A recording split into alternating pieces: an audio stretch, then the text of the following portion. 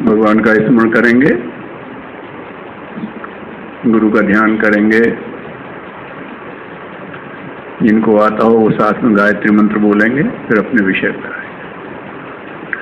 ओम नमस्ते सतेते जगत कारणाय, नमस्ते चिते सर्वलोकाश्रयाय, नमो द्वैत तत्वाय मुक्तिप्रदाय, नमो ब्रह्मणे व्यापने शाश्वताय।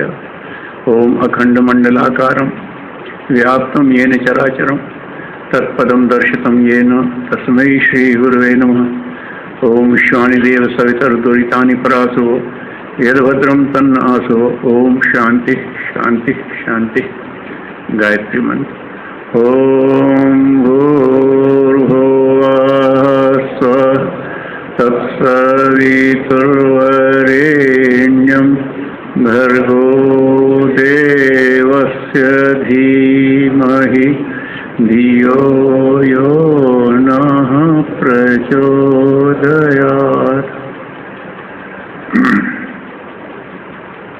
मंचासीन संत जी महाराज, उपस्थित देवियों भाइयों, आप लोग बहुत दूर से चल करके यहाँ आए हैं, आपका सबका स्वागत।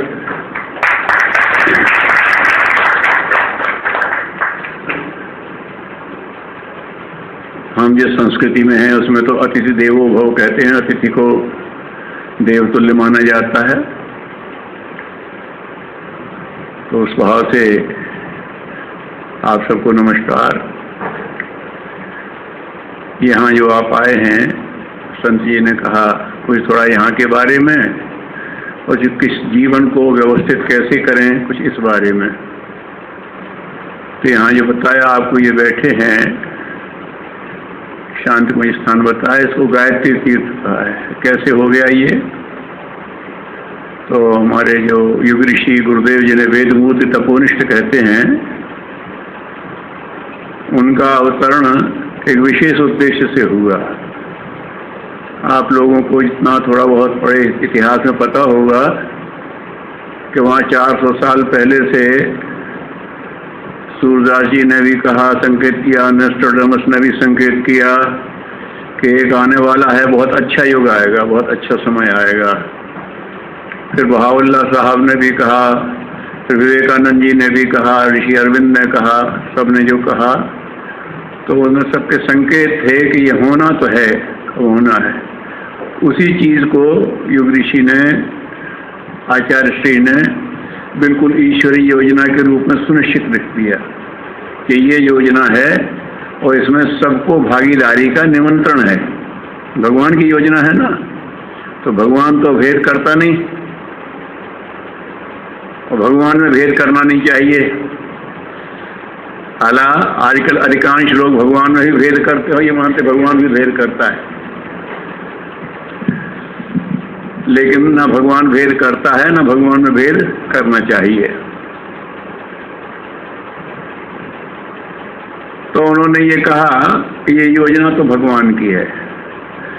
भगवान जिसकी योजना होती है, इस योजना को उन्होंने त्रिवेणी संगम कहा। त्रिवेणी संगम में क्या होता है? 3 धाराएं मिलती हैं। तो योजना भगवान की है, जिसकी योजना होती है वही उसका बजट देता है। केंद्र की योजना तो केंद्र बजट देगा, प्रांत की है तो प्रांत बजट देगा, भगवान की योजना तो भगवान बजट देगा इस परिवर्तन के लिए। तो इसमें क्या बजट में लगेगी? इसमें देवी संपदा लगेगी। सांसारिक संपदा से ये परिवर्तन नहीं होता। भगवान देवी संपदा सबको देगा जो इधर सोचेंगे उसके लिए। जो बड़े बड़े लंबे समय तब से मिलता था, वो आशीर्वाद भगवान का मिलेगा जो इसी परिवर्तन की दिशा में काम करेंगे। तो जिसकी योजना उसी की शक्ति, उसी का बजट। तो ऋषियों का ये काम होता। हमारी जो बात है ये हमारी ऋषि परंपरा रही है। वो इकबाल साहब ने लिखा था, कुछ बात है कि हस्ती मिटती नहीं हमारी, सदियों रहा है दुश्मन दौरे जमा हमारा। संसार हमारा विरोधी सदियों रहा, लेकिन हम वहीं के वहीं हैं। ईरान, मिस्र, उमा ये सब बिखर गए। क्या? उसका कारण हमारे ऋषि परंपरा। ऋषि परंपरा को आप यूँ समझ सकते हैं कि ये आम लोगों के और भगवान के बीच में जो ब्रिज का काम करते हैं, पुल का काम वो ऋषि है। ईश्वर की चेतना अवतरित होकर हम तक आती है हमारी बात वहाँ तक जाती है जहाँ जहाँ भगवान के अवतार हुए हैं वो ऋषियों के ही आग्रह पर, उन्हीं के उस पर हुए हैं। तो ये ऋषि चेतना, फिर ये दूसरा है शक्ति एक धारा भगवान की, एक ऋषियों की। वो योजना समझाते हैं, जो मानता है उसको संरक्षण देते हैं। तो उनका अनुशासन और संरक्षण ऋषियों का दूसरी धारा। तीसरी धारा हमारी आपकी है कि हमारा पुरुषार्थ और हमारा सहकार, हम मिलजुल के करेंगे तो, अकेले तो होता नहीं भगवान का काम, है ना।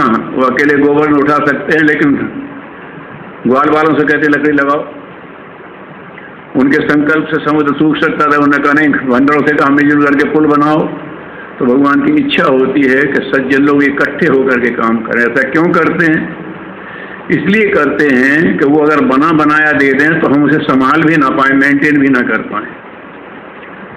अगर आप चाहते हैं कि हमने आश्रम बना दिया है, अब ये लोग मेंटेन करें, तो आश्रम व्यवस्था में आपको साथ में ले लेते हैं।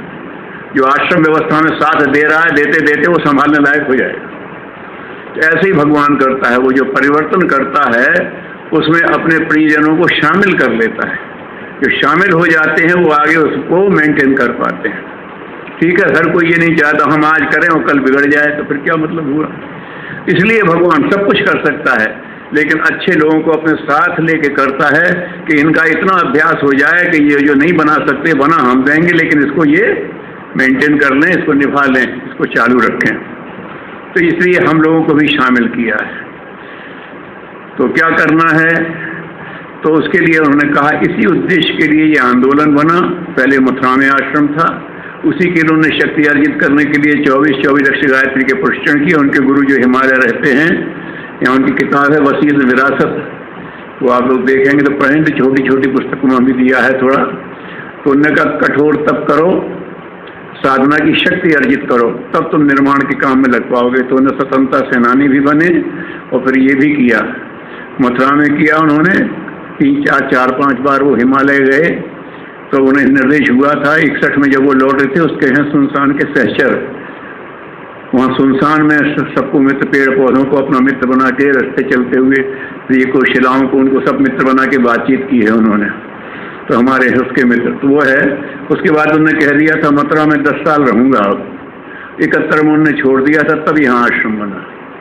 फिर वो तो हिमालय चले गए थे, माता जी को यहाँ स्थापित कर दिया था। फिर 1-1.5 साल बाद फिर जब वो हुक्म हो गया तब फिर आए, तब फिर यहाँ विस्तार हुआ। ये स्थान तो उन्होंने जिस समय लिया था, ये लगता था कोई समझदारी का सौदा नहीं है।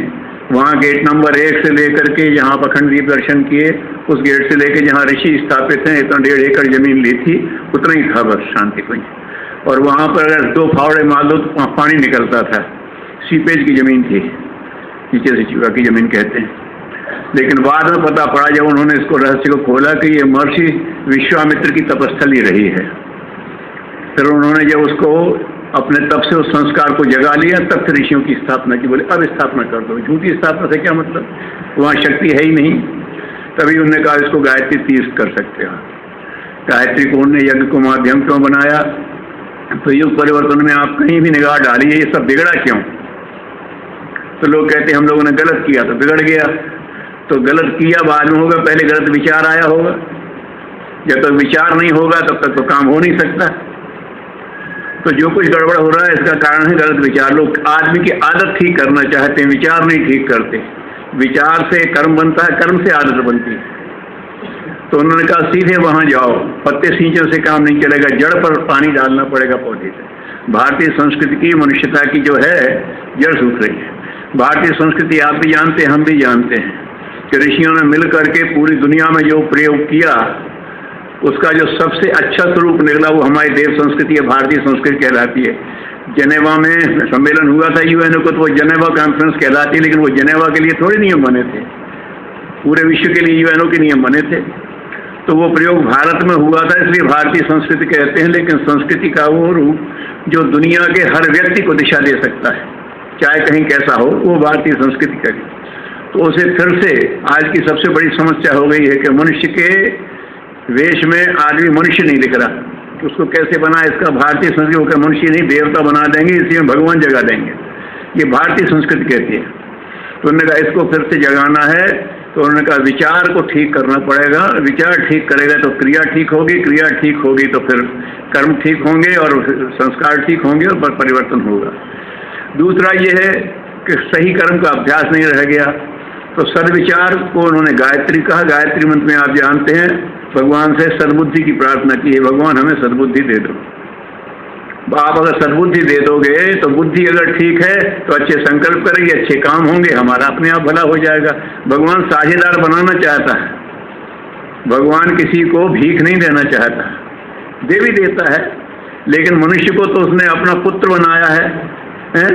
कोई बहुत बड़ा सेठ हो और वो दान करता हो, जिसको वहाँ जिसको कहते हैं कि वहाँ तो साहब जिसको जो चाहिए सो देते हैं, ऐसा दान करता हो, और वो फिर देखे कि वो दान लेने वो की लाइन में हमारा बेटा खड़ा है, तो बेटा सेठ हो क्या रहेगी? तो वहाँ कहते हैं कि जब मनुष्य मांगने खड़ा हो जाते तो देता अच्छा नहीं लगता भगवान को। वो कहता तू हमारी बराबरी से बैठ भाई, ये व्यवस्था बना। तो भगवान मनुष्य को चाहता साझेदार बने, तो उन्होंने कहा कि बस अगर बुद्धि दे दोगे तो हो जाएगा। तो सद्बुद्धि का अभ्यास ये गायत्री के माध्यम से और सत्कर्म का अभ्यास यज्ञ के माध्यम से। यज्ञ में क्या होता है कि जो आपने डाला फिर वो मेरे तेरे से बाहर। वैसे हम इलायची दें तो थोड़ी सी है, किसको दें किसको ना दें, लेकिन यज्ञ में अगर इलायची डाल दें तो सब तक सुगंध पहुंचनी है, फिर वो हमारे कंट्रोल के बाहर, फिर वो भगवान के निमित्त काम करती है। जहाँ भेद रहित काम है वो भगवान के निमित्त, जहाँ भेदपूर्ण काम है वहाँ हम लोगों के स्वार्थ के निमित्त होता है। तो इसका उन्होंने किया, और हमारी संस्कृति की ये दो आधार रहे हैं। संस्कृत के माता पिता कहा है, आप तो सब वो करते हैं, वैदिक संस्कृति है, थोड़ी गुरु परंपराओं का अंतर है, सो हमारे यहाँ बाहर, बाकी कोई अंतर है नहीं, सब आप कर भी रहे हैं एक जो पवित्र संस्कार। तो गुरुदेव ने इसको जन अभियान बना दिया। गायत्री प्रतिबंधित हो गई थी किसी गलती से, तो उन्होंने उसे मुक्त कर दिया, सूक्ष्म जगत में उसका तप करके। यज्ञ पे हो गई थी अमुक करे न करे, तो सबके लिए कर दिया, ये सफलता मिल गई। अब युग निर्माण योजना के साथ जो लोग जुड़ते हैं तो वो बस उसी का यहाँ से प्रयास चलता रहता है। जो लोग हैं सब क्या करें, उनसे तीन बातें कहते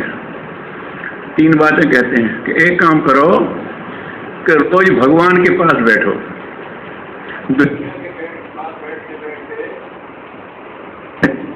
दुनिया के पास बैठते बैठते हम दुनिया से प्रभावित होने लगते हैं, जबकि हम भगवान के सगे हैं, तो हम भगवान से प्रभावित हों और दुनिया को प्रभावित करें।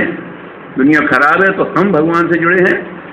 सैनिक जो होता है वो मेले से प्रभावित नहीं होता, वो अपने कमांडर से प्रभावित रहता है और मेले को व्यवस्थित कर देता है। थोड़े से सैनिक पहुंच जाते हैं, थोड़े से स्काउट पहुंच जाते हैं, वो मेले की हुल्लड़ से प्रभावित नहीं होता, वो वहाँ से कमांड लेता है और मेले को ठीक कर देता है। तो भगवान ये कहता है हमसे जुड़ा है, वो हमसे शक्ति ले और इस व्यवस्था को ठीक बनाए।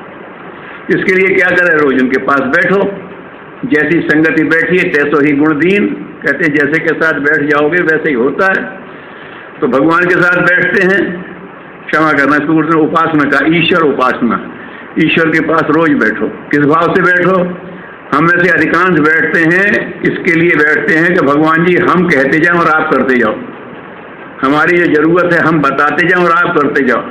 गुरुदेव हंसते थे कि बेटा भगवान को अकल नहीं है, तू अकल देगा तो भगवान कुछ करेगा, है ना। भगवान चेला हो गया, हम गुरु हो गए, नहीं, ये गलत है। भगवान के पास ठीक है, बेटा बाप से अपनी इच्छा भी कह लेता है कि ऐसा कर दो ऐसा कर दो, अड़ भी जाता है, वो भी हो जाता है, लेकिन असली प्रयास ये होता है कि बेटा पिता के पास बैठ करके उसकी गरिमामय जीवन को सीखे, हमारी उस परंपरा को ले।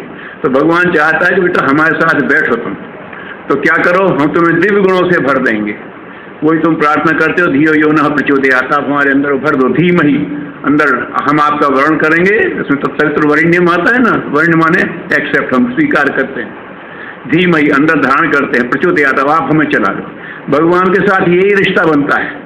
हम मानते हैं दुनिया व्यवहारिक है, भगवान अव्यवहारिक है, तो भगवान वरेण्य नहीं है, दुनिया वरेण्य है, नहीं भगवान वरेण्य है। तो भगवान आप हमारे लिए एक्सेप्टेबल हो, पैरिटेबल हो, हम आपको लेते हो, हम धारण करते हो और आप हमको चलाओ। इस भाव से जब भी बैठोगे, गायत्री मंत्र जपो तो, नाम जपो तो, कोई और मंत्र जपो तो, ये भाव बन गया तो उपासना हो जाएगी। इसीलिए गायत्री मंत्र को गुरु मंत्र कहते हैं कि ये बता देता है भगवान से कैसे संबंध मानो। वरेण्यम भूर्भुवस्सुवः, सब जगह व्याप्त है, आपको कहीं जाना नहीं, वो आपके पास आ जाएगा।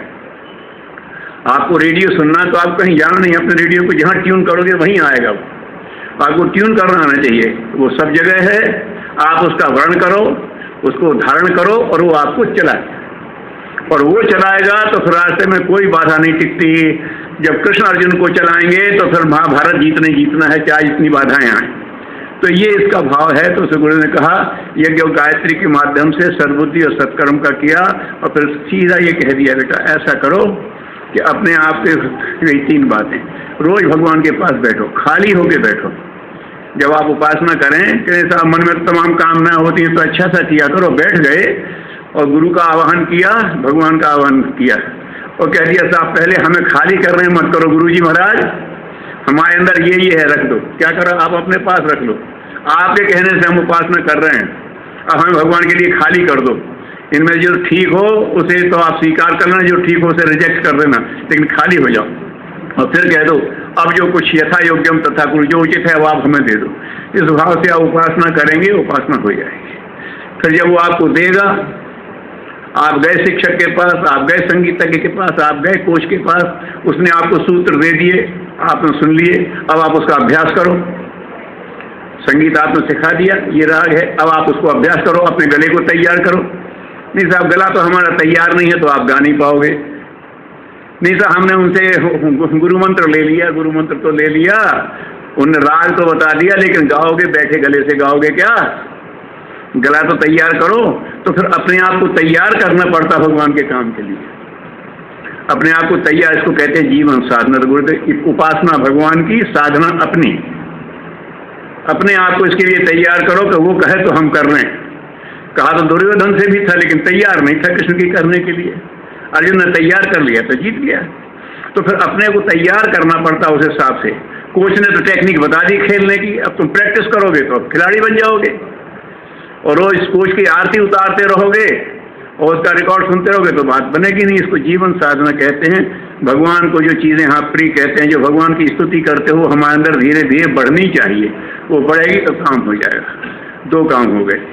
तीसरा काम फिर क्या है? उन्होंने कहा अब भगवान से लिया है, अब भगवान के निमित्त खर्च करो, इसको उन्हें आराधना कहा है। तो क्या करो? जन सेवा, जो आपके यहाँ जन सेवा, नारायण सेवा आपके यहाँ सूत्र भी है। तो कैसी सेवा करो? ऐसी सेवा करो कि सामने वाले का कुछ उत्थान हो जाए। ठीक है, आपने उसके लिए बस पे छाया खड़ी करती, वो छाया में खड़ा हो गया, नहीं तो वैसे धूप में खड़े होकर पकड़ लेता बस। अगर अभी कोई प्यासा है आपने पानी पिला दिया, उसकी जान बचा ली, अच्छा किया। टूटा है उसको आपने कर दिया। लेकिन एक सबसे बड़ी सेवा ये है कि आदमी की चेतना बहक रही है, वो पतन के रास्ते पर जा रहा है, उसे संभाल दिया, तो ये सबसे बड़ी सेवा। गुरुदेव सुविधा संवर्धन, पीड़ा निवारण और पतन निवारण। अगर सबसे अच्छी सेवा वो है जो नारद जी ने कर दी थी, किसकी? ध्रुव की, प्रहलाद की, उसके क्या नाम अपना ये वाल्मीकि बने अपना, उनकी तो यह दिशा बदल दी। ऐसा उसके विश्वास जगा दिया था उसके अंदर, लेकिन उसको भूला हुआ था, है ना। उसने बुद्ध भगवान ने कर दी अंगुलीमाल की, तेजस्वी बालक था, बिगड़ गया था, उन्हें फिर से उसकी तेजता जगह के रास्ते पर लगा दिया। ये सबसे अभी बड़ी सेवा। अगर ये सेवा करना है तो फिर आपको शरीर से आपके अन्नमय कोश को ठीक रखना पड़ेगा।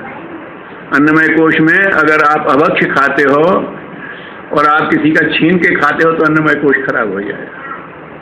सात्विक खाओ और अच्छी कमाई, ईमानदारी की, परिश्रम की कमाई, और नियम से चलो।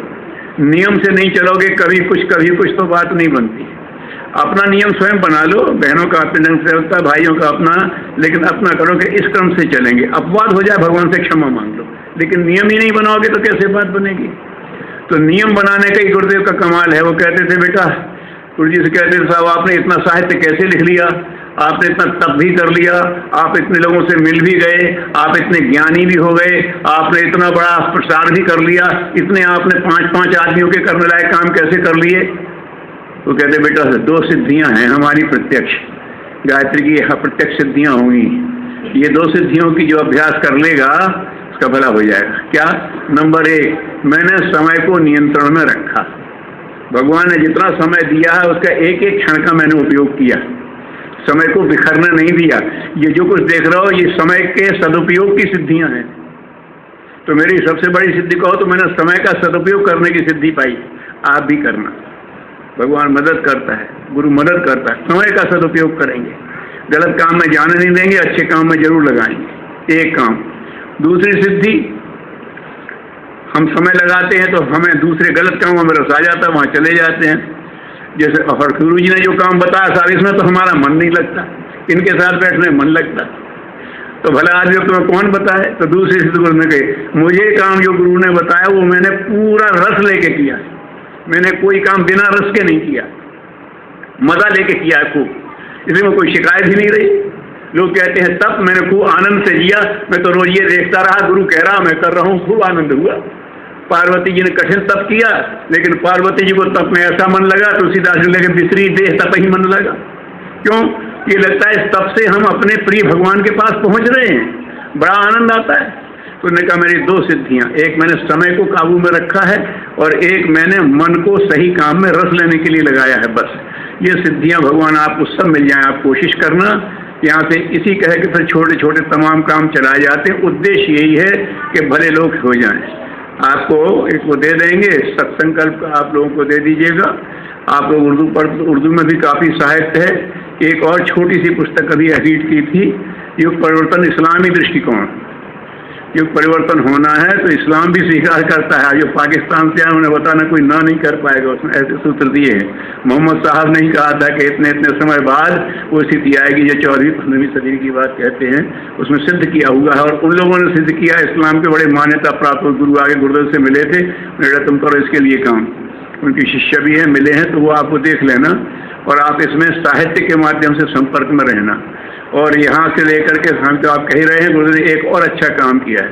हमारी जो परंपराएं थी, संस्कारों की परंपराएं पंडितों ने बड़ी कठिन और महंगी कर दी थी, गुरुदेव ने वो सुगम और सस्ती कर दी है। उसके लिए आप लोग चाहोगे तो प्रशिक्षण की जहाँ चाहोगे वहाँ व्यवस्था हो जाएगी। और बड़ी रेशनल कर दी है। नहीं साहब वो तो ऐसा है, सर मुंडाने से वो होता नहीं, उसके पीछे जो आइडियोलॉजी है, जो उसका विचार दर्शन है, जो उसका वैज्ञानिक पक्ष है, वो भी उसके साथ जोड़ दिया। धर्मतंत्र से लोक शिक्षण कहा है। तो ये जो हमारे संस्कार हैं, इनमें हमारे वो कम्युनिस्ट लोग आते हैं, वो जब बैठते कि भैया ऐसा है तो फिर हम भी करवाएंगे, क्योंकि उसका रीजनिंग है उसके पीछे, उसका एक तत्व है, दर्शन पक्ष उसके साथ में है। तो ये भी क्रम है, आप लोग इसमें से जुड़ेंगे, आपको अच्छा लगेगा, क्योंकि आपकी सही धारा है। औरों के लिए तो वो होता है, आप वैदिक परंपरा को ही लेके चलते हैं, सनातन परंपरा को ही लेके चलते हैं, उसमें चलते हैं। तो बहुत अच्छा लगा आप लोगों के साथ बैठ करके। अभी आप थोड़े समय के लिए आए हैं और इतने कम समय में भी आपने बताया कि भारत के विभिन्न भागों में ले जाते हैं। हर वर्ष 1 महीने का तो वीज़ा मिलता है ना। उसी में भारत जैसे विशाल देश को देखना, लेकिन हरिद्वार हर बार ले आते हैं। तो आप बार बार आते रहना, जिनको उनको भेजना। और यहाँ ये संपर्क एक बार यहाँ से बन गया तो आप साहित्य के माध्यम से, विचार के माध्यम, आसमान के माध्यम से, अरे सूरज आपके लिए पहुँचा देगा संदेश। जब आप परमात्मा के लिए काम करोगे, हवा संदेश पहुँचाती है, सूरज संदेश पहुँचाता है। ऐसे आप जुड़े रहना। ऐसे आप सबके लिए बहुत बहुत मंगल कामना। मैं अपनी बात समाप्त करता हूँ। और कोई बात करें, कोई प्रश्न करना चाहें, कोई आपके मन में कोई जिज्ञासा हो तो वो भी आपने कहा था थोड़ा समय उसके लिए भी देना है। तो अगर आपके मन में कोई जिज्ञासा हो, कोई बात स्पष्ट न हुई हो, कोई प्रश्न पूछना चाहे।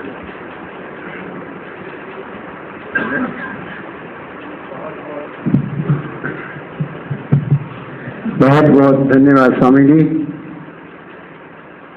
आज हम सब जीवन के लिए बहुत बेहतरीन सूत्र लेके जा रहे हैं। तो जो आपने हमें सूत्र दिए हैं, निश्चित तौर से हमारे जीवन को बदल सकते हैं। चाहे गायत्री माता का मंत्र का अभ्यास हो या सत्कर्म के द्वारा यज्ञ करना एवं अनुशासित होकर अपने समय का सदुपयोग करना और अभक्ष जैसी चीज न खाकर अपने अन्न कोश को खराब करना है। निश्चित तौर से जैसा अन्न वैसा मन बनता है। ऐसे आज अपने जो हमें जीवन के सूत्र दिए, ईश्वर करेगा हमें आपके इन वचनों को निभाने की शक्ति देगा। हम आपसे भी आशीर्वाद चाहेंगे।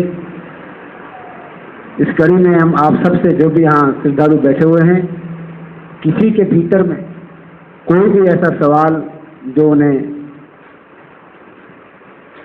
सदगुरुओं से पूछना हो या ऐसी कोई समस्या हो जो धार्मिक कार्यकलापों में आपको बाधा पहुंचाते हैं या विचार विचलित होते हैं कि क्या सत्य है क्या असत्य है, ये करें या न करें, क्यों करें, किसके लिए करें, हमारे जीवन का उद्देश्य क्या है, कि यही सिर्फ पूजा पाठ है, पूजा पाठ से ही हमारा कल्याण होगा। इस तरह कई क्वेश्चन अंदर में आते हैं और कई ऐसे हमारे मित्रगण भी हमें इस चीज़ के बारे में बोलते हैं कि क्या रोज़ रोज़ आप मंदिर में खड़े हो, या ऐसे तो कई सवाल उठते हैं कि हम उन्हें जवाब कभी कभी दे पाते हैं, कभी नहीं दे पाते। इस तरह की कोई भी जिज्ञासा अगर आपके मन में हो, आप निसंकोच आज संत जी के सामने रख सकते हैं और अपनी जिज्ञासा को शांत कर सकते हैं। आप संकोच न करें, बिल्कुल जैसे गुरु और शिष्य के बीच में कोई अंतर होता नहीं है, इस बार एक पिता समान होते हैं, कोई भी नहीं, भाई भाई के बीच में भाई भाई जैसे अगर पूछते हैं, गुरु तो वही है ऊपर वाला सबका, भाई भाई जैसे पूछते हैं, भाई बहन पूछते हैं, ऐसे पूछते। जैसे घर में हम रहते हैं, कोई भी सवाल तर्क वितर्क करते हैं, आप खुले दिल से कर सकते हैं। वो हाथ उठा रहे हैं भाई, माइक पहुंचा दीजिए, हाथ उठाइए।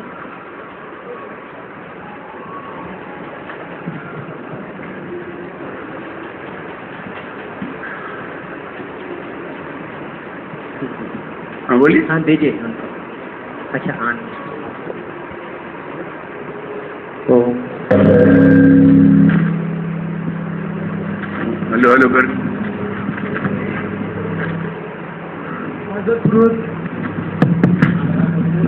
हाजरपुरुष नमस्कार, गोविंद राम फ्रॉम कराची। गुरुजी मेरा ये प्रश्न है, दो प्रश्न है। एक तो ये जो मन है, ये मन क्या है, और ये मन की जो विचलता है इसको कैसे काबू पाया जाए। और दूसरा अलग डिफरेंट है क्वेश्चन।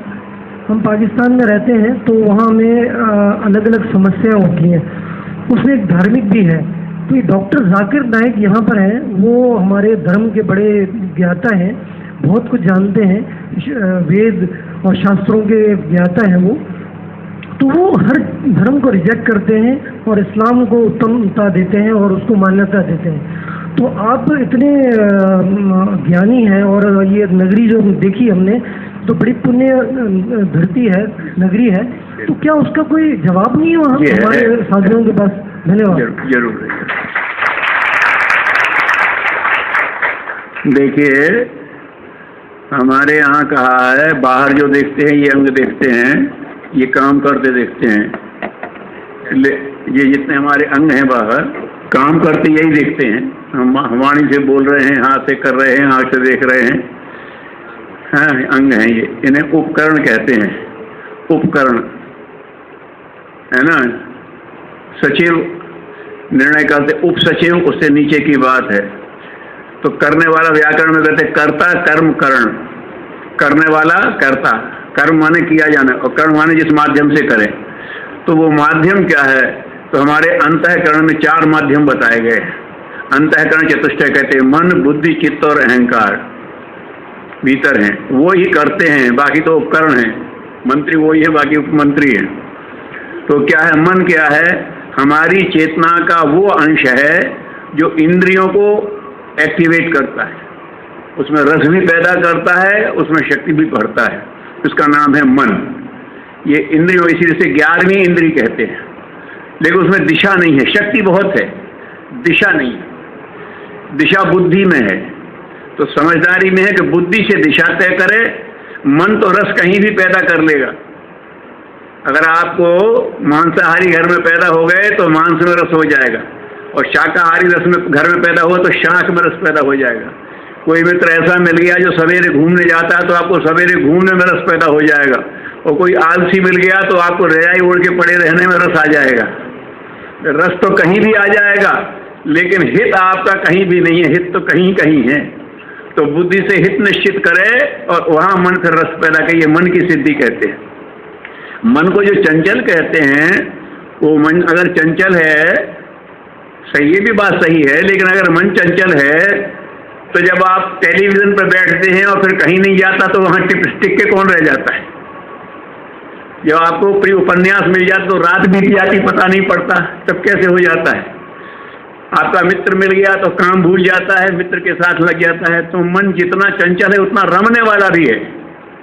जहाँ उसे प्यार की अनुभूति होगी वहाँ रम जाएगा, जहाँ अपनापन देखेगा वहाँ रम जाएगा, जहाँ परापन देखेगा वहाँ भाग जाएगा। आप चाहे को मन लग जाए तो वहाँ अपनापन पैदा कर दो, बस वो अपने आप लग जाएगा। ठीक है, तो ये मन की हो गई। फिर बुद्धि चित्त का ये है, बुद्धि से निर्णय, चित्त में संस्कार और अहंकार से अपने अस्तित्व का बोध। हम अपने अस्तित्व का गलत बोध करते हैं, वहाँ अहंकार ये हम इतने बड़े आदमी, हम इतने पढ़े, ये गलत अहंकार है। और हम ईश्वरन से जीव अविनाशी हैं, ये सही अहंकार है। नो दाई सेल्फ गुरुदेव की पुस्तक है मैं क्या हूँ, आप पढ़ लीजिएगा।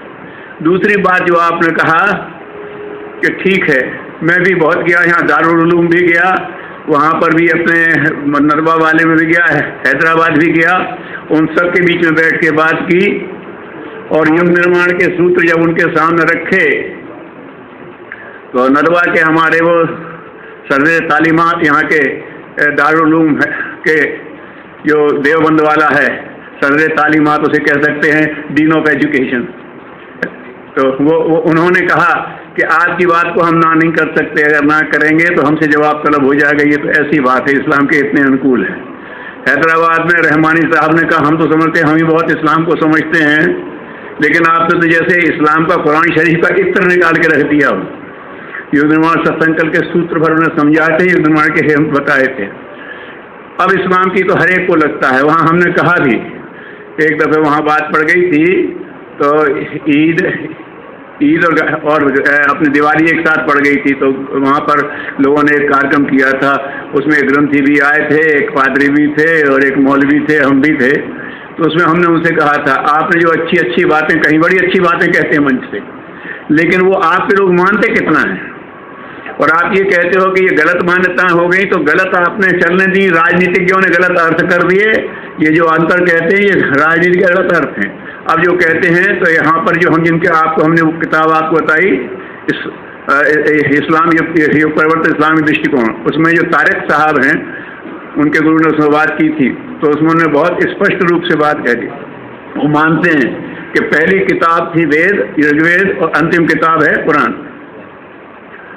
और जब एक इसका उत्तर ये है कि जब संदेश भेजने वाला एक ही है परमेश्वर, और जिसके लिए संदेश भेज रहे हैं वो भी एक ही है मनुष्य, तो संदेश अलग अलग कैसे हो सकता है? क्यों?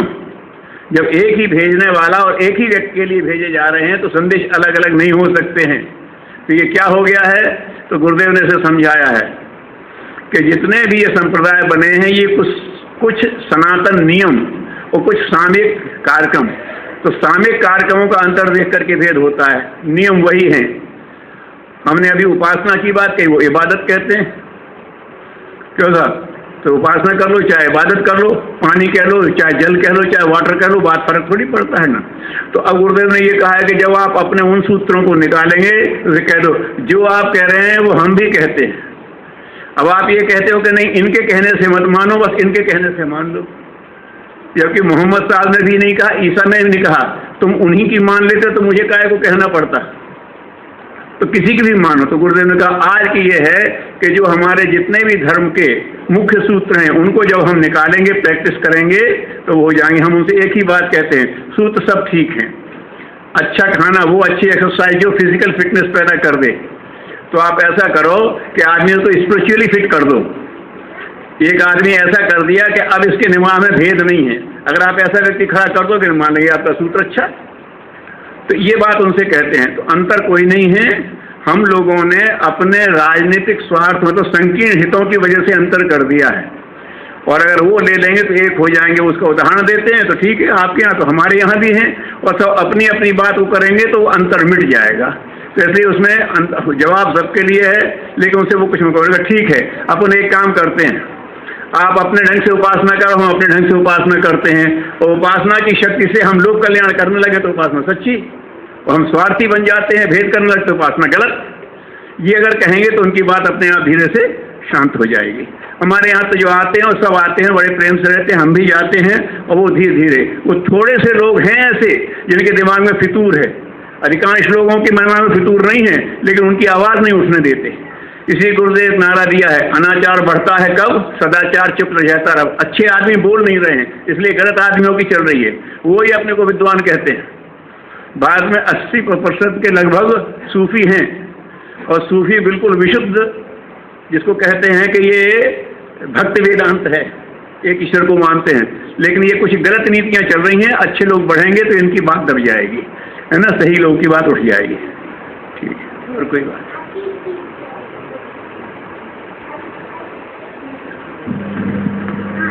पीछे उठा।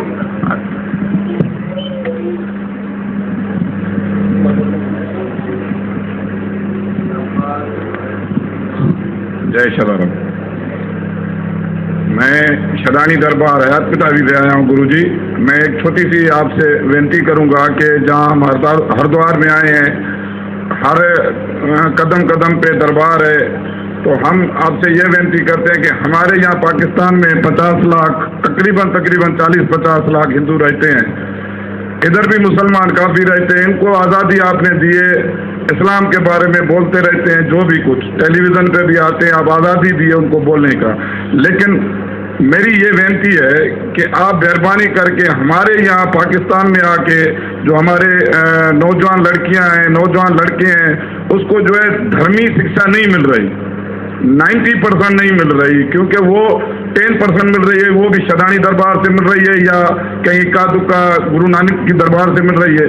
तो मैं ये विनती रखूँगा कि आप मेरी ये दरख्वास्त कबूल करें कि ऐसा कोई एसोसिएशन ऐसा कोई बनाए ताकि पाकिस्तान में आके जो हमारी नौजवान लड़कियां हैं उसको धर्मी शिक्षा दें, ताकि वो आगे चल के आगे जो हमारे जो हमारे पीछे जो आएगा बच्चे आएंगे, ताकि उनको पता चले कि हमारा हिंदू धर्म क्या है। अगर नहीं आएंगे तो उनको पता नहीं चलेगा कि हिंदू धर्म है क्या। मेहरबानी। अच्छा विचार है, लेकिन भैया एक बात मैं कह चुका हूँ, किसी चीज़ में मजबूती लाना है तो उसमें नियमितता चाहिए। क्यों साहब, कसरत करना है, कभी करें कभी नहीं करें तो थोड़े दिन को शरीर दिखेगा फिर गिर जाएगा। नियमितता चाहिए, नियमितता लाएंगे आप, मोटिवेशन के लिए हम आ जाएंगे। हम यही कर रहे हैं पूरे देश में, यहाँ पर भी हम पहुँचेंगे, एक वातावरण बनाएंगे, एक शिक्षण देंगे, एक क्रम बनाएंगे, तो उस क्रम को मेंटेन आपको करना पड़ेगा, तो ये काम हो जाएगा। आप जब चाहेंगे वैसी व्यवस्था बना देंगे, और इस उससे बना देंगे कि अगर इस्लाम के बच्चे भी बैठना चाहें तो भी साथ में बैठ जाएं, हमें कोई दिक्कत नहीं, वो भी दिशा लेकर के जाएंगे। ठीक है, आप इंतजाम करिए, वो हम व्यवस्था बना देंगे, लेकिन फिर फॉलो अप प्रोग्राम आपको करना पड़ेगा। सूत्र हम बता करके, प्रैक्टिकेबिलिटी समझा करके तो आ जाएंगे, करके भी करवा के ही बता देंगे, देखो ये फायदे का है, वो कन्विंस भी हो जाएंगे। ठीक है ना सर। अभी इसी में जो हमने आपकी बात कही है, हम उसकी बात नहीं कहते, ये जो अपने जो छोटी सी पुस्तक कही इस्लाम परिवर्तन, हमने उसमें कहा है हम गायत्री मंत्र जपते हैं। आपको गायत्री मंत्र जपना हो तो गायत्री मंत्र तब से है जब ये कोई संप्रदाय बने ही नहीं थे, है ना, ये 2500 साल के हैं सारे संप्रदाय, और फिर भी आपको डर है तो आप सूरह फातिहा पढ़ो। लेकिन सूरह फातिहा लंबा है, जब नहीं कर सकते तो उसके 3 सूत्र बोल दिए। आप लोग तो समझते हैं तो बोल देता हूँ, गायत्री मंत्र बन जाएगा। बिस्मिल्लाहिर्रहमानिर्रहीम, इय्याक नअबुदु व इय्याक नस्तईन, इहदिनस सिरातल मुस्तकीम। शुरू करते हैं अल्लाह के नाम पर जो दयालु कृपालु है, उसी की शरण में जाते हैं, उसी से उम्मीद रखते हैं वो हमें सही रास्ते पर चला दे। हो गया गायत्री मंत्र, दियो ना कुछ हो गया। हर जगह से वो सूत्र निकाले जा सकते हैं। तो ये हमने कहा, लोग कर रहे हैं, जैसे हम गायत्री मंत्र लेखन कर रहे हैं, वो सूरह फातिहा के इन सूत्रों का लोगों ने लेखन शुरू कर दिया है। उनसे कहेंगे चलो इन्हें गायत्री मत लिखना, तो आप दोनों का एक ही प्रभाव होगा। हाँ, अम्मी जान कहें तो भी माँ खुश हो जाएगी, और आप माता जी कहें तो भी माँ खुश हो जाएगी। क्यों सर? तो उसके यहाँ शब्द का अंतर है नहीं। तो ऐसा कुछ करेंगे, अगर आप करोगे तो उसकी व्यवस्था भगवत कृपा से बन जाएगी। ठीक है स्वामी जी।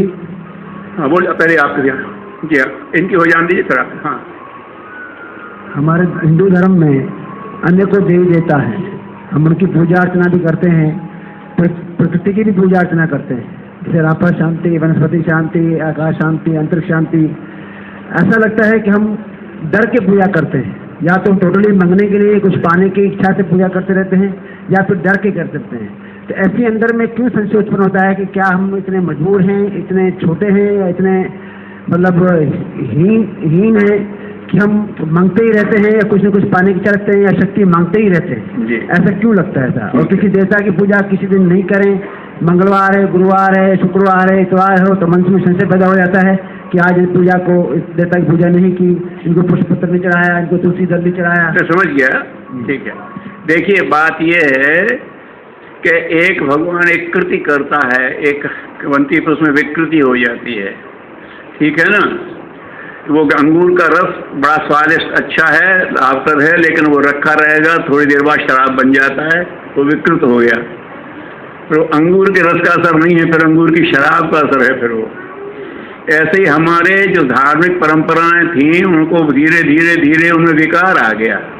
देव शक्तियाँ क्या हैं, तो वेद में कहा है ये भगवान की शक्ति धाराएं हैं, ये अलग व्यक्ति नहीं है, ना भगवान कोई व्यक्ति है ना ये देवता कोई व्यक्ति है, ये शक्ति की प्राण की विशिष्ट धाराएं हैं। और हमें समझना चाहिए जैसे सूरज है, सूरज के उसमें सारे रंग हैं, हम सूर्य की किरणों में बैठते हैं सब पूर्ति हो जाती है, लेकिन जब कोई खास रोग हो जाता है तो स्पेक्ट्रम में से वो कलर बंद करके वही कलर दिया जाता है तो रोग दूर हो जाता है। तो ऐसी आवश्यक परमात्मा एक ही है, उसी की उपासना करो। लेकिन कभी अगर हम भयभीत ज़्यादा होते हैं तो उनके शौर्य रूप की दुर्गा की या हनुमान की उपासना करोगे तो वो शौर्य आ जाएगा, ठीक है। जब आपके अंदर कहीं से दीनता आ रही है तो आप दूसरी तरह की उपासना करोगे तो है तो वही, सारा कुछ वही है, उसी की धाराएं हैं। हम आंख से देखते हैं ये अलग शक्ति है, आंख की शक्ति, नाक की शक्ति अलग है, कान की शक्ति अलग है, बिल्कुल एब्सोल्युटली अलग है इनके काम, लेकिन सब हमारी ही शक्तियां हैं।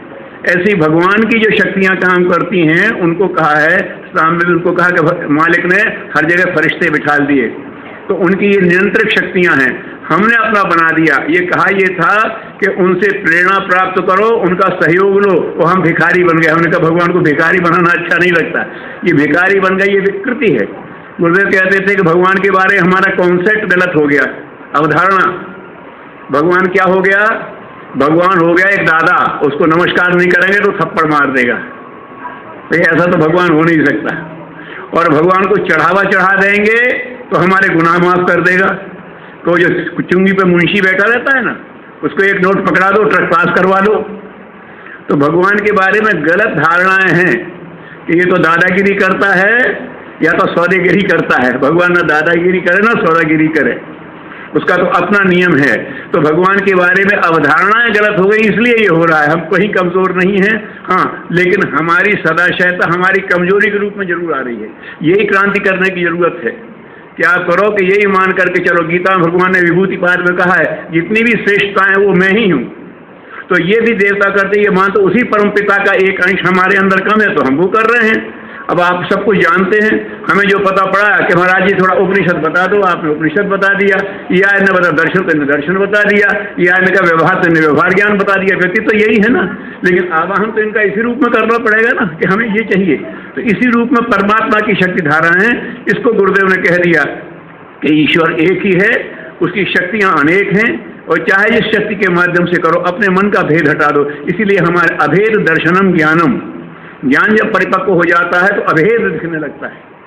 जब तक भेद दिख रहा है तब तक ज्ञान कच्चा है। तो ये हमारा ज्ञान कमजोर हो, इसलिए हम भेद देखने लगे हैं। यह ज्ञान सही आ जाएगा। और गायत्री मंत्र उसी का सूत्र है, भूर्भुवः स्वः तत्वरेण्यम। अलग अलग हो सकता है लेकिन वो एक ही तत्व है, उसी से हमें सब मिल जाता है। ये बात है तो ये दीनहीन बन के प्रार्थना करना बंद करो, उनके साथ समर्थ साझेदारी सौदागरी शुरू करो कि साहब आप कहोगे और हम करेंगे। जो कृष्ण से अर्जुन ने किया था, जो शंकराचार्य ने माता से कहा यथा योग्यम कथा करूँ, आप जैसा कहो वैसा हम कर लेंगे। तो ये भाव आ जाएगा तो इसका निवारण हो जाएगा। यही हमारे लिए सबसे बड़ी क्रांति है जो करने की आवश्यकता है। हम दीन नहीं, भगवान के युवराज है, और युवराज की तरह भगवान के साथ संपर्क करो तो उपासना बन जाएगी।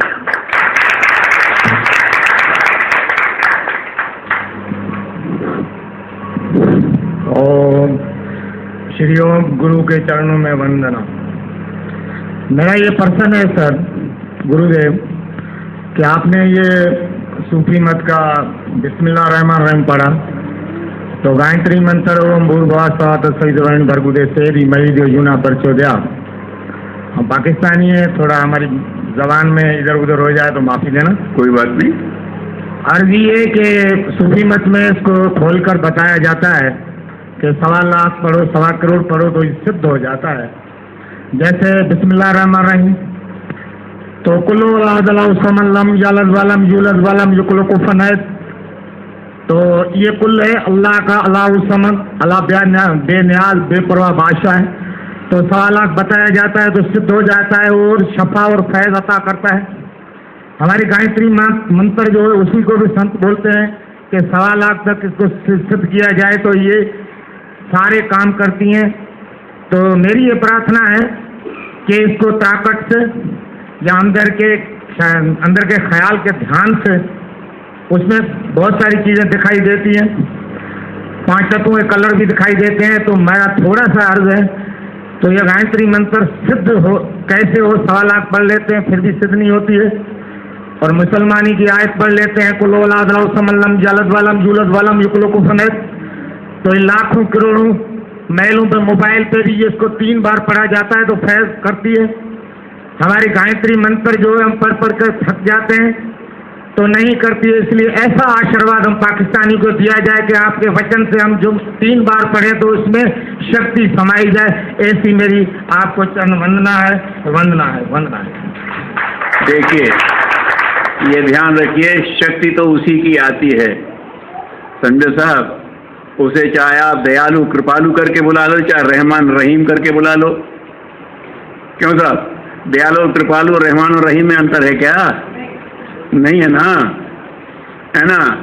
चाहे उसे कह दो त्वमेकम शरण्यम त्वमेकम वरेण्यम, चाहे कह दो इय्याक नअबुदु व इय्याक नस्तईन, हम आपकी शरण में जाते हैं, आप ही का वर्ण करना चाहते हैं।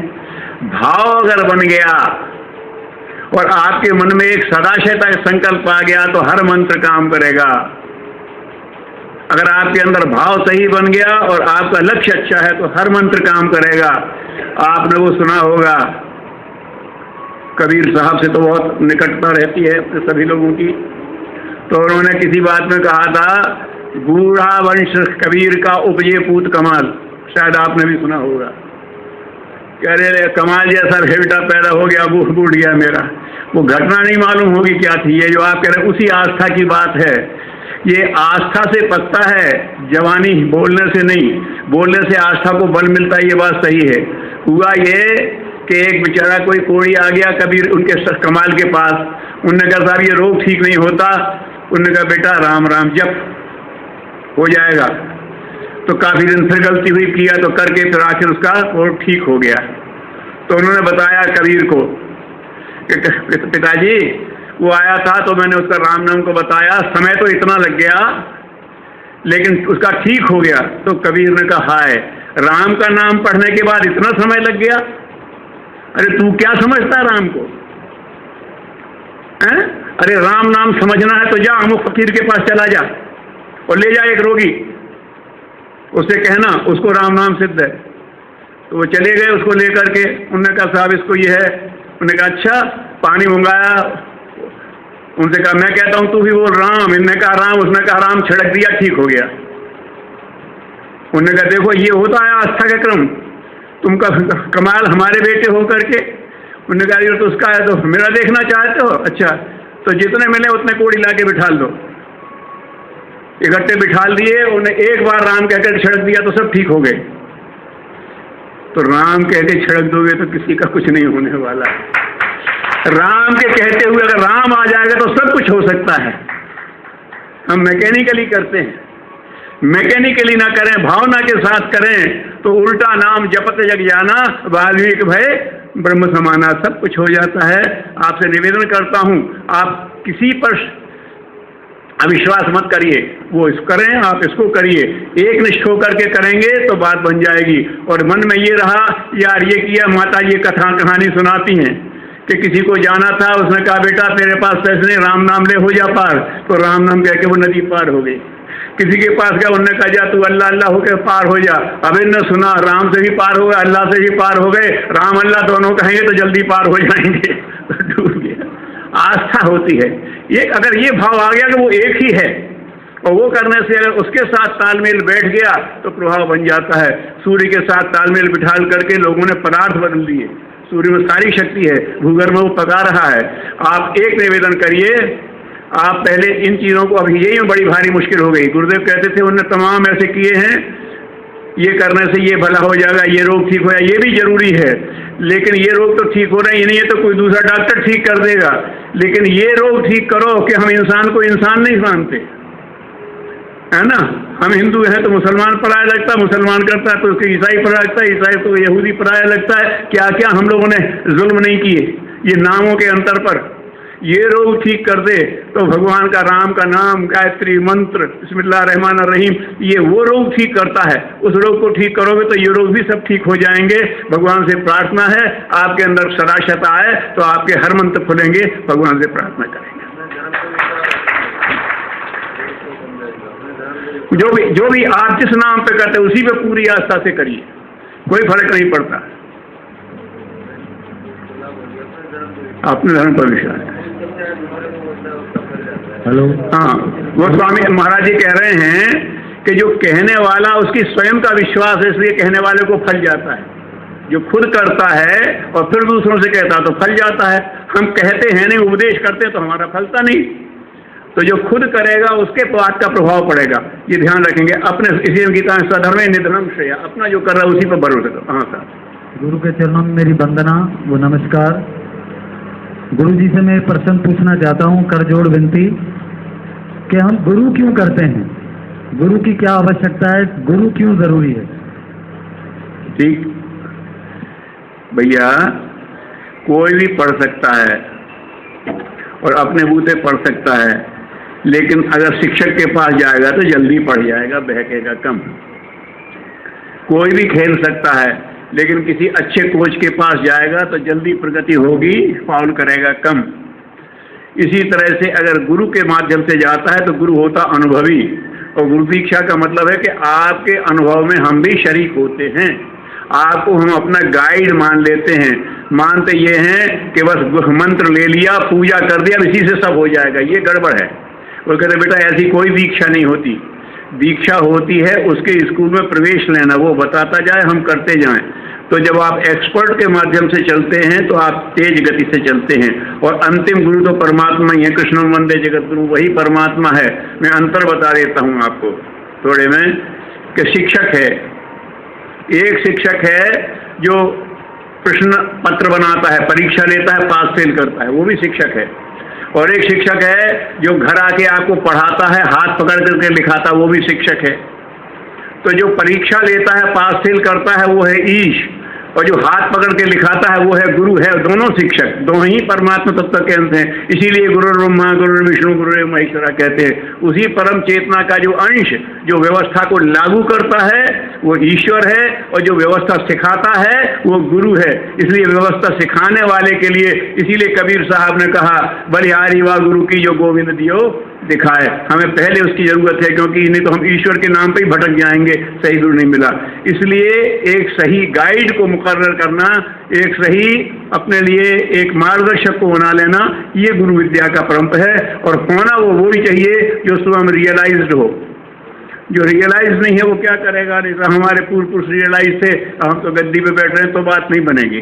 लेकिन जो व्यक्ति स्वयं रियलाइज है वो निश्चित रूप से, जैसे अभी आप महाराज जी कह रहे थे कि जिसने स्वयं किया है वो उपदेश करेगा तो उपदेश फलित होगा, जिसने खुद नहीं किया उसका क्या फलित होगा।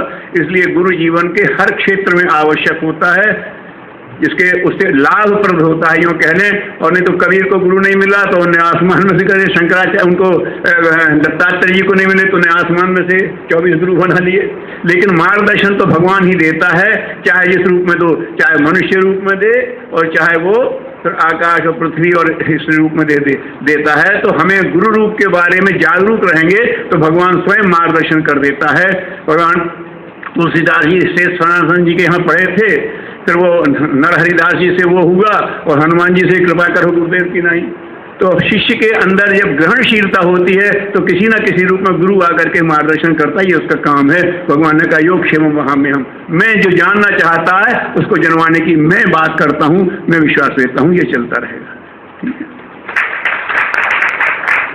अच्छा गुरु जी, मैं फिर गुरु जी के बारे में फिर पूछूंगा। प्रश्न मेरा ये है कि गुरु और सतगुरु में भेद होता है, तो अगर गुरु सतगुरु में भेद होता है तो एक तो गुरु, जैसे आपने कहा कि विद्या सिखाने वाला भी गुरु होता है, और कोई कार्य कोई सिखा दे, जैसे गाना सिखाना या किसी तरह, वो भी गुरु समझ गया। देखिए जो अध्यात्म धारा से सदगुरु, लेकिन सदगुरु की वास्तव में गुरुदेव ने कहा कि असली गुरु जो होता है, असली गुरु जो होता है वो सदगुरु को जगाना जानता है। सदगुरु वो है जो हमारे ही अंदर वो चेतना बैठी हुई है, जिसे इनर कॉन्शियसनेस कहते हैं, उसको सब कुछ मालूम है। जिसको कभी देखा एक डाल दो पत्नी बैठेगी, एक गुरु एक चेला। हमारे किसी शरीर पर चेतना के दो बैठे हुए हैं, एक गुरु एक चेला। तो अंदर वाले जो गुरु मिला था असली सदगुरु वो है। बाहर के कहने लगे कि जो सांसारिक सिखाए वो तो शिक्षक, और जो आध्यात्मिक सिखाए वो गुरु। एक गुरु को सदगुरु कर दिया। लेकिन परम पूज्य गुरुदेव जी कहते रहे हैं कि असली गुरु है तो वो भीतर वाले को जगह देगा, और एक दफे जगह देगा तो वहीं से आपको सारा संचार मिलता चला जाएगा। ठीक है, तो हर शिक्षक को प्रणाम करो, लेकिन सबसे बड़ी आध्यात्मिक शिक्षक सबसे बड़ा होता है, क्योंकि उसके माध्यम से जीवन की सारी धाराएं सफल हो जाती हैं। तो ये का जो अध्यात्म में ले जाता है सदगुरु, लेकिन वास्तव में सदगुरु होता है जो ईश्वरी चेतना अंदर बैठी हुई है, वो जाग जाए तो समझ लो सदगुरु जाग गया। अच्छा गुरु जी, मैं फिर क्षमा के साथ, गुरु जो है जैसे गुरु मुक्ति का भी दाता होता है, गुरु जो है गुरु जामिन है इस जीव का, वो वहाँ पर कहते हैं गुरु जी, संतों से मैंने सुना है, गुरु जो है मुक्ति कराता है परमात्मा के यहाँ। अगर मैं जिंदा हूँ और मेरा गुरु स्वर्गवास हो जाए, या गुरु मेरा यहाँ पर संसार में है और मेरा स्वर्गवास हो जाए, तो क्या मैं गुरु का इंतजार करूँ मेरे गुरु के आने के लिए वहाँ पर? ये भ्रम है आपका। गुरु शरीर में सीमित नहीं होता, और जो शरीर में सीमित है वो गुरु नहीं होता। ध्यान रखिएगा, जो शरीर तक सीमित है वो गुरु नहीं होता, और गुरु शरीर में सीमित नहीं होता। उसकी चेतना का विस्तार हो जाता है तो वो यहाँ भी बैठा और वहाँ पर भी है, ऐसी कोई बात नहीं। और गुरु कहीं किसी का रिकमेंडेशन नहीं करता, वो सूत्र देता है। गुरु का सूत्र मानोगे तो वो सूत्र आपको पार कर देगा। वो ऐसा नहीं करता जैसे यहाँ करते हैं कि ये हमारा है इसको निकाल दो, ऐसा कभी कोई गुरु नहीं करता। वो तो ऐसा बना देता है, जैसे हरिश्चंद्र ने कह दिया था, हरिश्चंद्र के लिए उनके गुरु ने कह दिया था, देवता लोग हमारे हरिश्चंद्र को ठोक बजा के देख लो, तुमसे श्रेष्ठ सिद्ध होगा। और हरिश्चंद्र श्रेष्ठ सिद्ध हो गया। तो गुरु ऐसा बनाता है कि हमारे शिष्य को कहीं भी से परख लेना, तुम इसमें खोट नहीं पाओगे। तो वो सूत्र देता है मुक्ति के। वो ये लोगों ने भ्रम पैदा कर दिया, गुरु जी खड़े हो जाएंगे, इसी में तो हो गया। ईसा मसीह खड़े हो जाएंगे तो ईसाइयों को पार कर देंगे, मोहम्मद साहब खड़े हो जाएंगे तो इस्लाम वालों को पार कर देंगे, और फलाने गुरु जी हो जाएंगे। तो ना, गुरु तो सार्वभौम होता है, उसकी चेतना सार्वदेशिक होती है। वो सूत्र बताता है, उनको सूत्र धारण करोगे तो भगवान ही बाधक नहीं बन सकता, ऐसा होता है गुरु। कि भगवान ही बाधा डालना चाहे तो फिर नहीं डाल सकता, जो गुरु के सूत्र पर चलता है। तो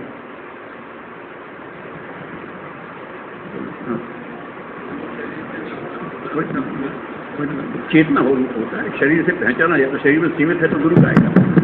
हेलो डॉक्टर मनशाराम,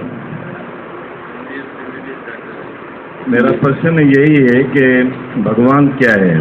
क्योंकि यहाँ पे देखा गया है, हमारे यहाँ भी ऐसा ही है, जगह जगह पे मंदिर बने हुए हैं, कहीं राम भगवान कहीं कृष्ण भगवान, हर एक कोई किसी की पूजा करता है, कोई किसी की पूजा करता है।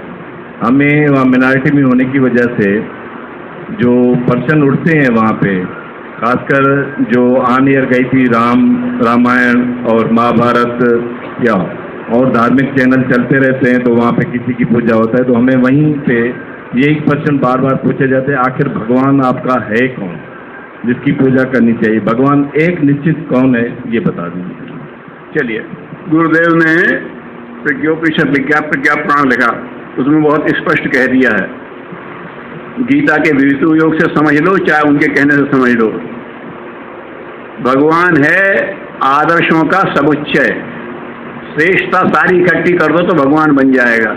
हम श्रेष्ठताओं को बिखरे हुए रूप में देखते, उनको पूछते हैं, ये देवता हो गए। ये सारी श्रेष्ठताएं मिल जाएंगी तो वही परमात्मा है। उन्होंने कहा आदर्श का समुच्चय परमात्मा है। जहाँ भी कोई आदर्श चीज है समझ लो यहाँ पर परमात्मा का वास है, किसी भी रूप में है। इसीलिए भगवान कृष्ण का है। तो आप यही मान के चलो कि उसकी धाराएं एक ही है परमात्मा, उसी की विभिन्न जो है शक्तियां काम करती हैं, तो ये अलग अलग रूपों में दिखाई देती हैं। लेकिन अगर भगवान क्या है तो आदर्श का समुच्चय, integrated units of highest idealism, ये जहाँ एक हो जाएगा। और वो स्वचालित है, वो किसी से गवर्न नहीं है। He governs the all, he is not govern by anybody. इसी को एक ऑटोनॉमस सर्किट है। तो भगवान एक ऐसी सृष्टि की व्यवस्था है जो अटूट है, अकाट्य है, स्वचालित है, और वो हर श्रेष्ठता का पोषण कर सकती है क्योंकि वो स्वयं श्रेष्ठ है। तो हमारा ईश्वर कौन है? हमारा ईश्वर है सारी अच्छाइयों का पुलंदा, सारी अच्छाइयों का इकट्ठा, लब बोलो आप, भंडार, सद्गुणों का, श्रेष्ठ प्रवृत्तियों का, जो भी अच्छाई हैं उनका भंडार है, उसी में से सारी अच्छाई निकलती हैं, उसी में सब समा जाती है। ये कहेंगे फिर कोई बात नहीं, लेकिन ये बात वो जरूर ये गई है। गुरुदेव एक बात कहते रहे, बेटा प्रतीक पूजा तो करना पड़ेगी और बुत परस्ती सहन नहीं की जा सकती। प्रतीक पूजा क्या है? इस्लाम वाले भी चांद तारा एक संकेत बना के रखते हैं, वो भी क्रॉस का बना करके रखते हैं। ये भी एक कोई वो जो है ब्रह्मा कुमारी वाले, वो एक शिव का एक गोला बनाते हैं, है ना, अपने इसमें भी ओंकार कहते हैं। कोई एक प्रतीक तो बनाना पड़ेगा, एक प्रतीक जिससे आप उसे समझ लो। प्रतीक तक वो सीमित नहीं है, लेकिन प्रतीक से उसको समझने में मदद मिलती है। तो ये परमात्मा का है। लेकिन आप ये कहो कि सब कुछ यही है, वहीं से भ्रम शुरू हो जाएगा, ये बुत परस्ती हो गई। अगर हमने मूर्ति में जागृत कर लिया, तो अगर मीरा ने जागृत कर ली थी मूर्ति को तो ठीक है, लेकिन ब्रिज में गई किसी मंदिर में, उसे सब जगह अपना गिरधर गोपाल दिख जाता था।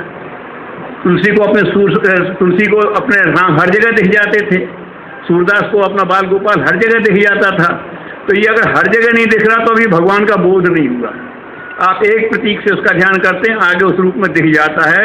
तो ये हमारी कमी है। इसी बात को लेकर के हम कर लेंगे तो हमारा जो दर्शन है हमारा वह बहुत जीवंत है, जिस दिन उस पर आ जाएंगे। लेकिन बहुत कठिन नहीं है, इसीलिए का ईश्वर क्या है? सारी श्रेष्ठताओं का समन्वय, बस यही ईश्वर है। ठीक है ना, उसे किसी भी रूप में है। वहाँ मैं गया ख्वाजा साहब की दरगाह, तो वो दीवान साहब जो उनके शायद 50 में 51 में है, सरदार नशीन, जो गद्दी नशीन कहलाते हैं, उनसे मिला तो उनसे ही बात हुई। तो उन्होंने रामचरितमानस निकाल के रख दिया। बोले साहब हम मानते हैं इस बात को, जो हम कह रहे हैं कि ढेरों लोग अच्छे हैं, उनको हम पर नहीं करें। उन्होंने लिखा भाई प्रकट कृपाला दीन दयाला कौशल्या हितकारी, ये चौपाई निकाली। बोले ईश्वर कहीं भी प्रकट हो सकता है, वो जन्म नहीं लेता, अजन्मा है, अज है, लेकिन वो प्रकट कहीं भी हो सकता। सारी सृष्टि में प्रकट हो गया तो कहीं भी प्रकट हो सकता है। तो वो प्रकट कहीं भी हो सकता है किसी भी रूप में, लेकिन वो किसी रूप में बंधता नहीं है। हम जब रूप में बंधा हुआ मान लेते हैं तो वो बहुत परिस्थिति हो जाती है। और जब हम उसे एक में मान लगते हैं तो हमारी संकीर्ण। लेकिन अगर हमने कहीं से भी पहचान लिया, अगर आपने बिजली को यहाँ से पहचान लिया तो बिजली हर जगह पहचान लोगे आप, है ना। तो आपने श्रेष्ठता को पहचान लिया तो आप श्रेष्ठता से जुड़ जाओगे। उसी सारी श्रेष्ठताओं का समन्वय परमात्मा है। बस ये आप कहेंगे तो फिर किसी का कोई उसमें प्रश्न नहीं उठेगा, समाधान हो जाएगा।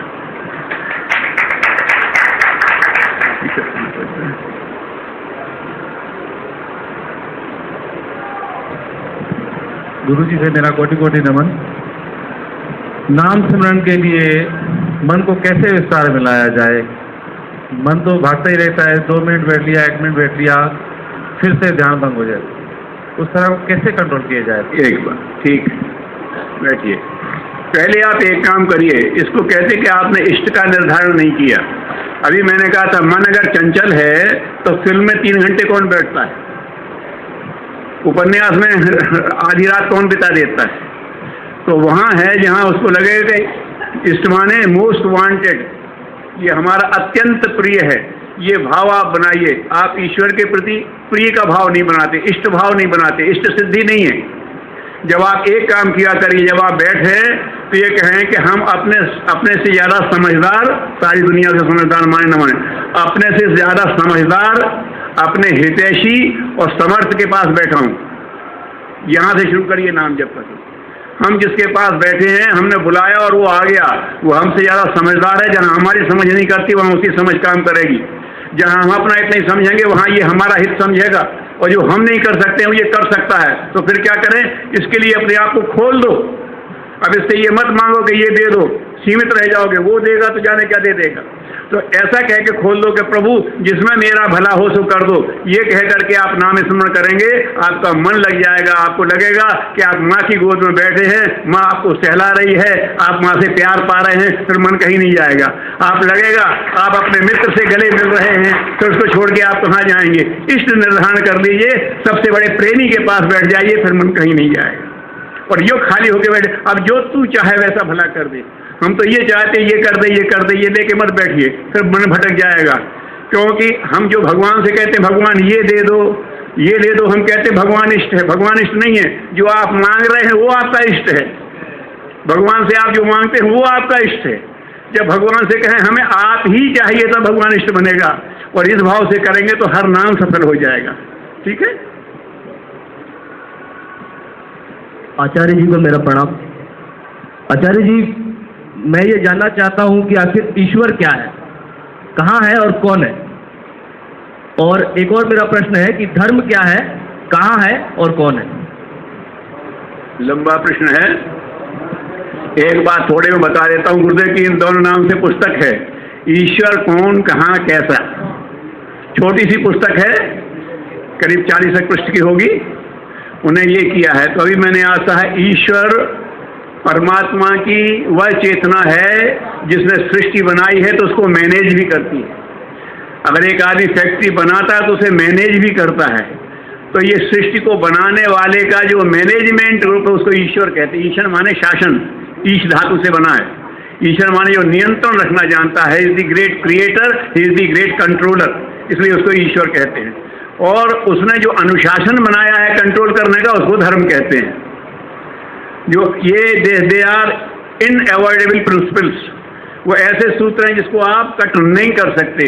तो ऐसे सिद्धांतों का नाम धर्म है। ये लोगों ने कर्मकांड से जोड़ दिया, ये धर्म नहीं है। धारणा धर्म इत्याहु कहा है। तो भगवान के जो नियंत्रण करने के, व्यवस्था बनाने के जो सूत्र हैं उनको धर्म कहते हैं। बाकी आप अध्ययन करेंगे तो आपको अपने विस्तार से मिल जाएगा।